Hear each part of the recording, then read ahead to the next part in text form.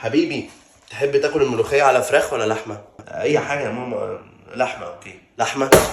ده على اساس ايه ان شاء الله؟ انت عارف اللحمة دلوقتي بقت بكام؟ مش انت اللي بتنزل تجيب؟ ما انا اللي بنزل اجيب كل حاجة. طب اقول لك ايه بقى، عشان قلة قدرك دي انا هعمل عدس.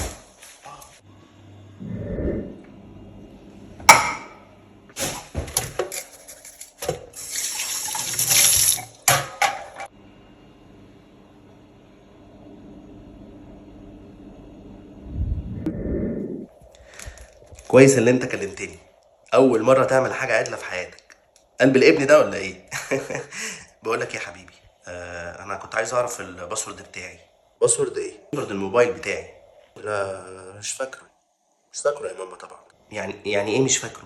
ماما وانا فاكر الباسورد بتاعي عشان افتكر الباسورد بتاعي؟ طبعا.